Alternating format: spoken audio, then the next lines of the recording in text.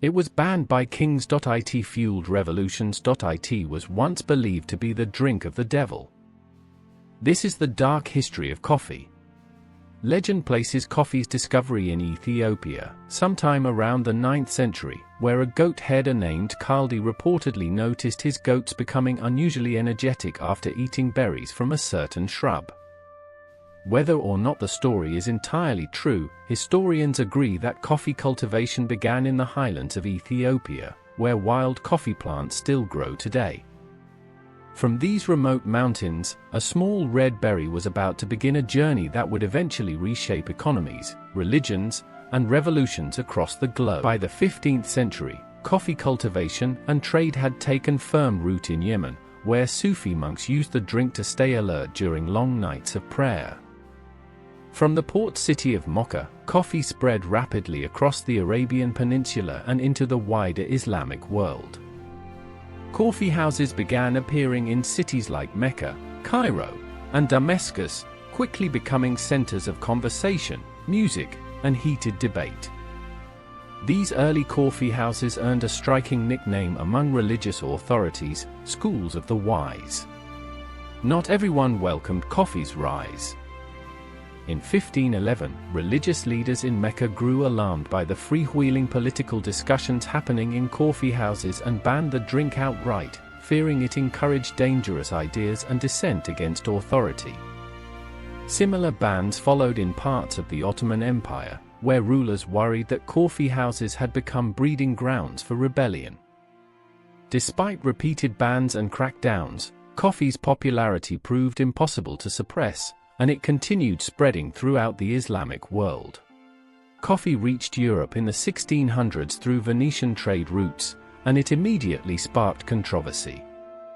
Some Catholic clergy denounced it as a dangerous, even satanic Muslim drink, urging Pope Clement VIII to ban it entirely. According to popular legend, the Pope tasted coffee himself before making a decision, and reportedly enjoyed it so much that he blessed it instead, declaring it should be a Christian beverage rather than surrendered to non-believers. True or not, the story reflects just how fiercely contested coffee's arrival in Europe truly was. By the mid-1600s, coffeehouses were opening across major European cities, and they quickly became hotbeds of political and intellectual activity.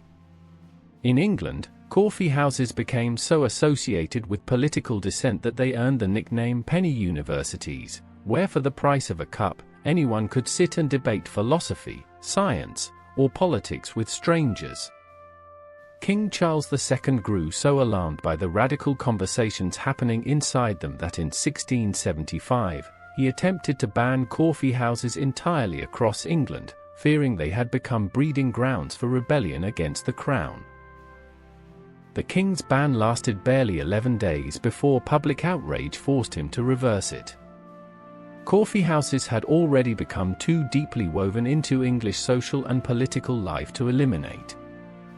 Meanwhile, similar coffeehouse culture flourished in France, where establishments like the Café Procope in Paris hosted thinkers who would go on to shape the Enlightenment. Some historians argue that the ideas debated in these coffeehouses helped lay intellectual groundwork for revolutions that would soon shake Europe to its core. As European demand for coffee exploded, colonial powers raced to establish coffee plantations across their overseas territories. The Dutch smuggled coffee plants to Java in present-day Indonesia. The French brought coffee cultivation to the Caribbean. And in Brazil, coffee would eventually become the backbone of the entire colonial economy. This global expansion came at a devastating human cost, as coffee plantations across the Americas relied heavily on enslaved labor, echoing the same brutal system that powered the sugar trade. By the 1800s, Brazil had emerged as the world's dominant coffee producer, a position it still holds today. Coffee profits helped finance Brazil's railways, its early industrialization, and significant urban growth. However, this economic boom depended for decades on enslaved African labor, and it wasn't until 1888 that Brazil formally abolished slavery, one of the very last countries in the Americas to do so, largely because its coffee economy had grown so dependent on forced labor. Throughout the 20th century, coffee transformed from a luxury commodity into a global everyday necessity, driven by mass production, instant coffee, and eventually massive corporate coffeehouse chains. Coffee became one of the most heavily traded commodities on Earth, supporting the livelihoods of an estimated 25 million farmers worldwide. Yet even today, many coffee farmers earn only a small fraction of what their product eventually sells for, echoing centuries-old patterns of profit flowing away from the people who grow it. From a goat-herder's curious discovery in Ethiopia, to banned coffeehouses accused of inciting rebellion, to plantations built on the suffering of enslaved people, to the cup steaming on your desk right now, coffee's history is far darker and far more revolutionary than most people realize. It has been banned by kings, blessed by popes, and blamed for revolutions. The next time you take a sip, remember what it took to get there.